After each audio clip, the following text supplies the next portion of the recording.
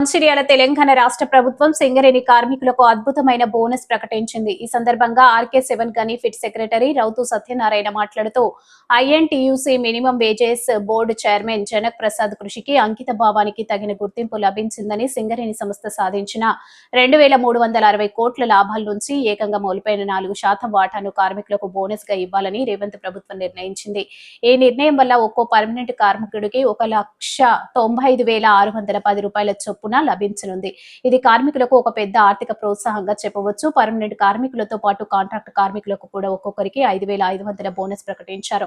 మొత్తం 819 కోట్లను బోనస్ కార్మికులకు పంపిణీ చేశారు. ఈ సందర్భంగా కార్మికులు ఆనందం వ్యక్తం చేస్తూ సంబరాలు జరుపుకున్నారు. సీఎం రేవంత్ రెడ్డికి కృతజ్ఞతలు తెలియజేశారు.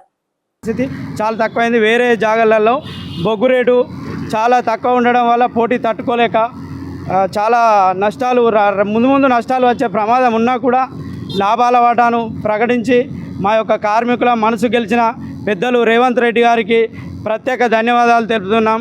ఈ లాభాల వాటా ప్రకటనకు కృషి చేసిన రాష్ట్ర ప్రభుత్వం మంత్రివర్యులు శ్రీధర్ బాబు గారికి మరియు రాష్ట్ర మంత్రులందరికీ, దీనికి సహకరించిన మా minimum wages board chairman INTUC secretary general మా పెద్దలు గౌరవనీయులు జనక్ ప్రసాద్ గారు ఎంతో కృషి చేయడం వల్లనే 1% పెరిగింది.